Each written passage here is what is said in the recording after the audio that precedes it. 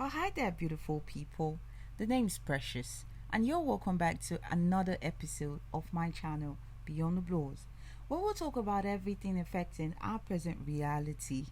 Okay, and the topic of today is understanding silence. In trying to understand silence, it is important to know that there are various forms of silence. This includes pure silence, which is abstract and void of any sound. This kind of silence is almost impossible as we have no access to pure silence because of consciousness and noises of life. The more noteworthy forms of silence that I would like to speak about are Hippocrates' silence.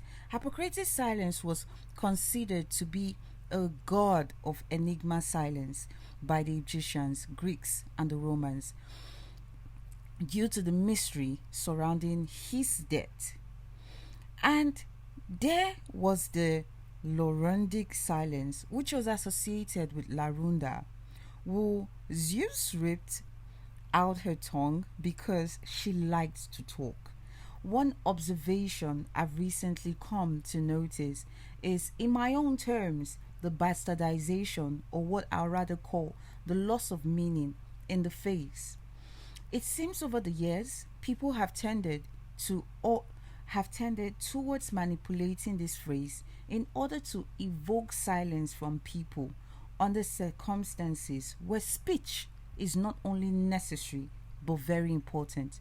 Just like you, I wasn't present in 1831 when the phrase was first translated, but I turned to believe that at all times, perhaps it was wiser to be silent than to speak.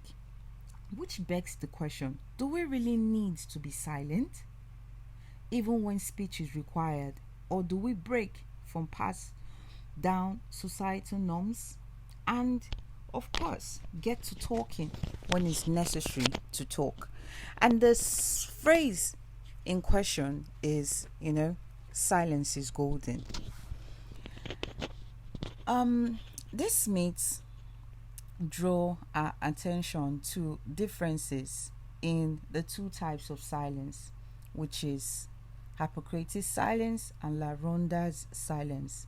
Hippocrates' silence was an empty silence of meditation and reflection. Laronda's silence is the full silence of active communication.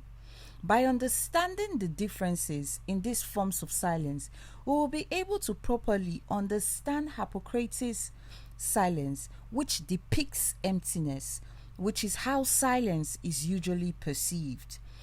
Anything can be done in this emptiness. It is pure freedom for creativity and imagination, whereas Larunda's silence accounts for our intuitive perception that silence sometimes contains and transmits meanings. I hope from today we can learn to easily differentiate what an empty silence is from a full silence and learn how to use both silences in any and every given situation so we don't cause unnecessary mistakes. Okay? Well, I have a saying of my own, which it is, I totally believe it. It is fully to believe that silence is golden when speech is imperative. This clearly means, in my opinion, to not be afraid to speak whenever, however, and on whatever is required to speak about. Mark the word required to speak about. After all, if we all keep mute, there will be no change. There will be no sound. There will be no speech, no voice, and no ripple in the waters.